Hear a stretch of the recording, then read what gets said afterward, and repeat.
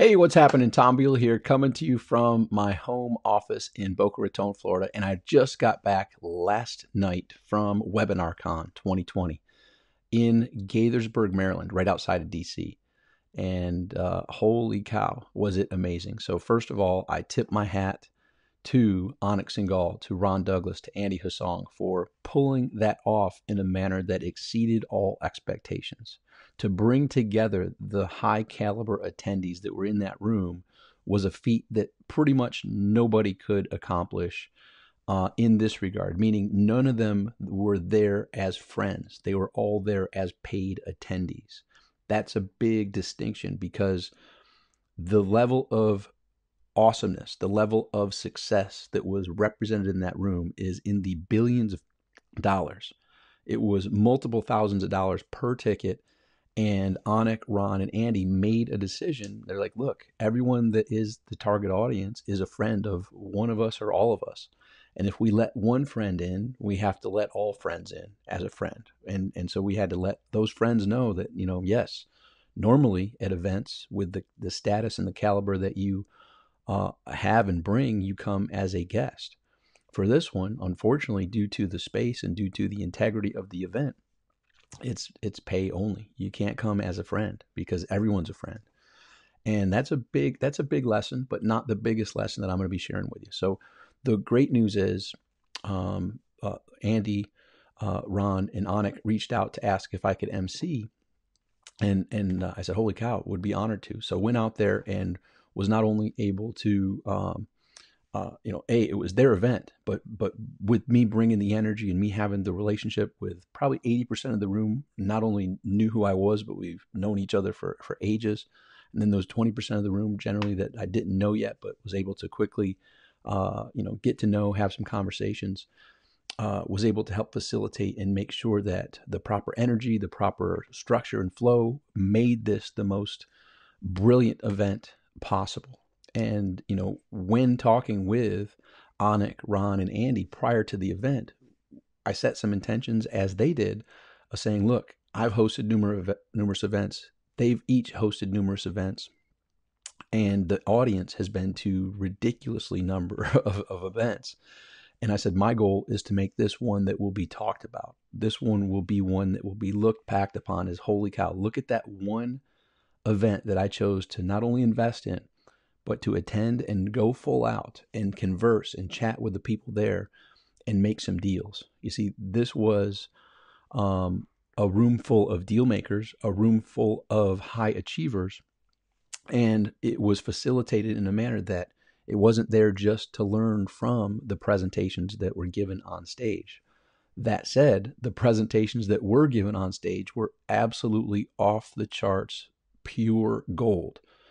The strategies were the real nitty-gritty tactics, strategies, and implementation that's occurring to produce tens of millions of dollars of results, and in some cases, hundreds of millions of dollars of results. It was like each presenter said, I even thought, should I share this or not? Because these are the secrets that most people don't hear, don't know.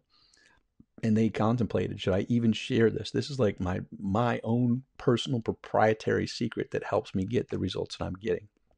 And holy cow, they shared it, and the feedback was incredible. And at the end, first of all, the first presenter was John Penberthy, and he was sharing some strategies related to YouTube ads. And Perry Belcher was in the audience, and John Penberthy had a picture of Perry. Came up to him afterwards with pages of notes that Perry Belcher, who's produced hundreds of millions of dollars in results, took notes from John saying this was fire, this was amazing. And it didn't stop there. It just continued, one presenter after the next. And the great part is it wasn't loaded with just massive stage time. There were breaks, there were rooms that were done for speed deal making. And people got to meet, a large number of the attendees. There was facilitated networking in that regard. There was open networking, and deals were being made. And there was a way to track those deals. And there were several people there that said, not only is my calendar booked for months, but it's booked with people who not only can bring the heat, but can produce the results. And pretty much every hand went in there saying who's earned or who knows, they've got over 6 figures in deals already. And on day one, all the hands went up. And there were some people that said not just 6 figures, but multiple 6 figures, some people 7 figures, all from the way that it was facilitated. So what were some other conversations that I feel were some big takeaways? Well, there was also kind of like the rule of Fight Club is you don't talk about Fight Club. Well, the things that were shared there, we actually all signed documents that said we aren't going to share them publicly. So these are not the details that were spoken from stage, but these were some just personal aha moments that I feel are important for me and for you, hopefully. And it's this: some people got caught in comfort zones, right? And I think we all get caught in comfort zones. And what that means is business was good and, just coasting and not really pushing the envelope, not really being one who's thinking and strategizing and planning in a manner that would expand their message, that would expand their growth. And then some unforeseen circumstances occurred, whether a carpet was pulled out from under them, or whether a partnership went awry, or whether a 3-letter government agency reaches out and does some things. A woman's name, Iris, something along those names, comes together and builds some uncertainty, builds some uncomfortability that pushes that particular high-achieving entrepreneur to once again re-engage, once again strategize, once again put some proper planning and thought into how can I positively and greatly impact the most amount of my ideal prospects. And so basically put some fire in their belly, which Napoleon Hill talks about. The number one starting success trait is that burning desire. And so it ties into, when I was chatting with people, I could see it and feel it. They know and they believe what they do and how they do it, and for the people that they help. If they don't get it out there properly, if they don't do the proper thinking, the proper strategizing, the proper planning, the proper putting the time in to say, is this going to get people's attention, gain their interest, get them desirous of wanting more, and take the proper actions?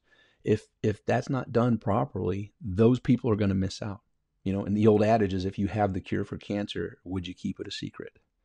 And it ties back into what I found as a common thread in most all of those high achievers in there is not only do they have something that can contribute massive value to their particular target audience, but they have that burning desire within them to say, it would be a tragedy, a travesty, if I didn't do the proper work to share that with those people, because they would be missing out. They would not get from where they are to where they want to be if I don't do my job properly. So they take their job very seriously in spreading that message and sharing how this can help those particular people, entering the conversation in those prospects' minds of how this can and this will get you that desired outcome that you have been seeking and that maybe you haven't been able to find anywhere.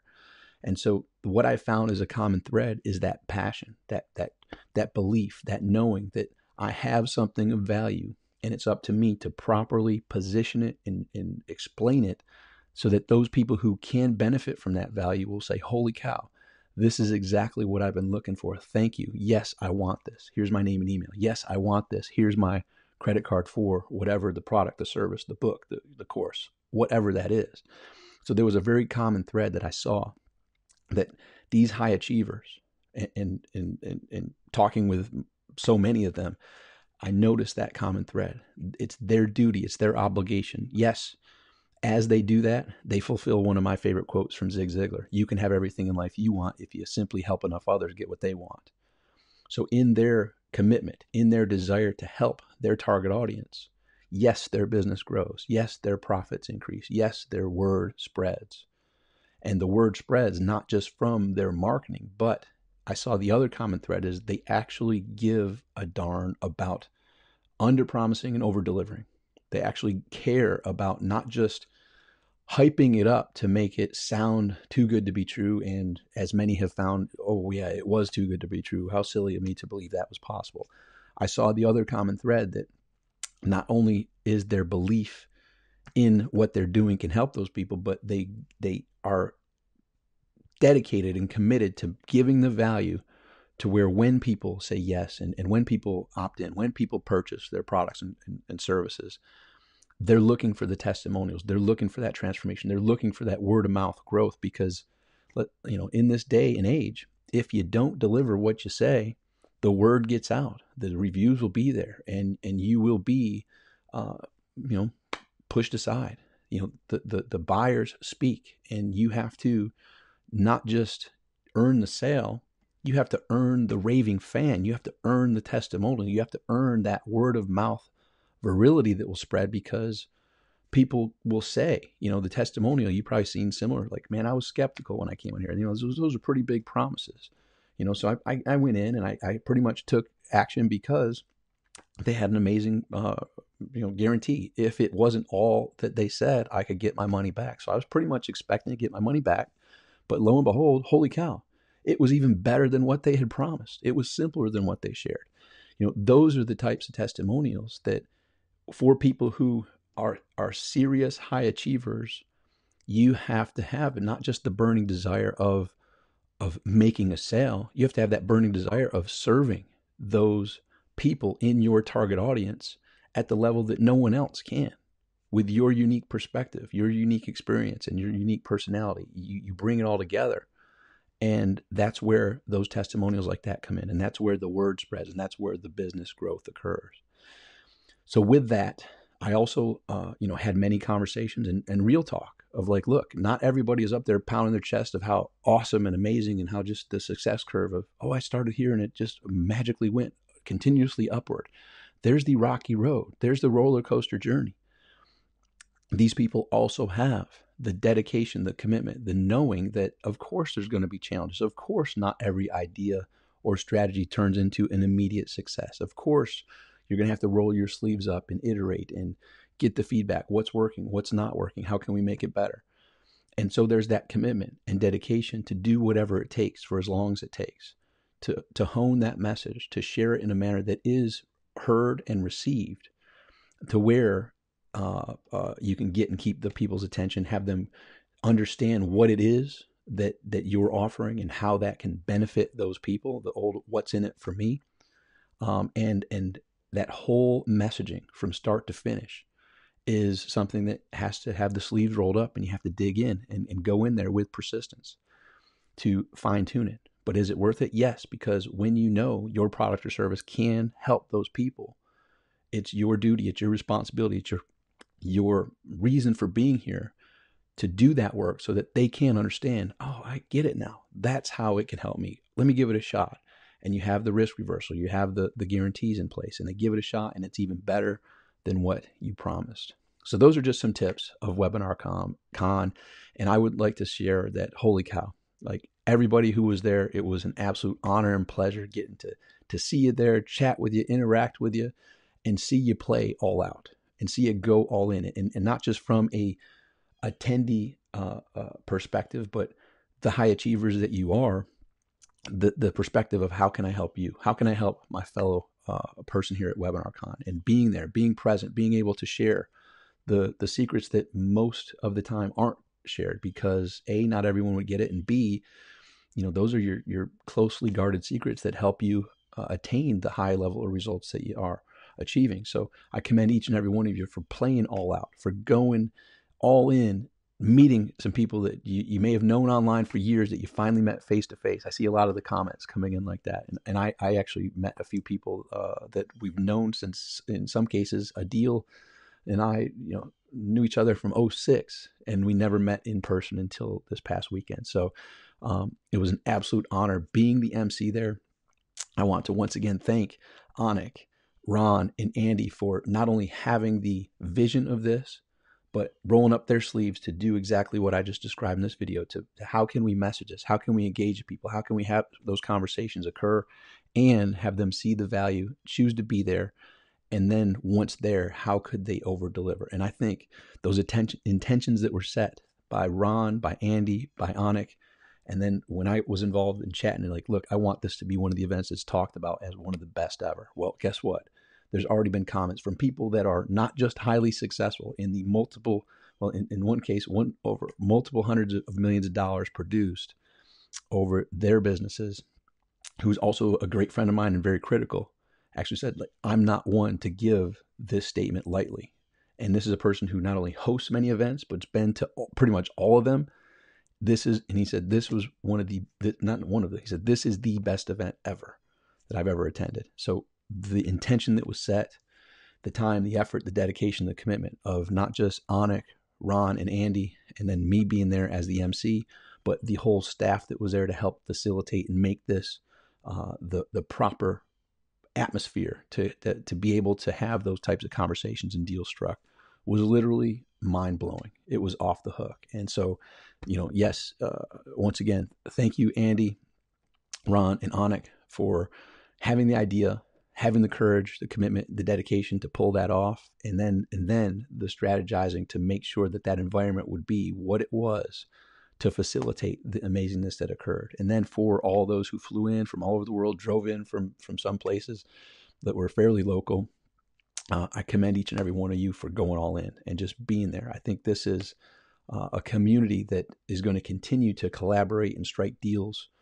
even after the event. But the deals that were discussed and the conversations that have been scheduled to be had is off the hook. So I got to actually jump on another call here that came from the event, but I want to share this. Make today great. Rewind this video, listen to some of these lessons again, and stay tuned here at The Simplifier. I have a lot more coming because this event also inspired me to step up my game. No more playing small. It's time to get this message out there, the simplifier messages that I have with my personality, experience, and perspective.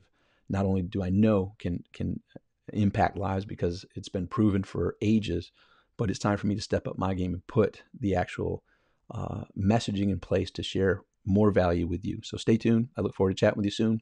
Till next time, make today great.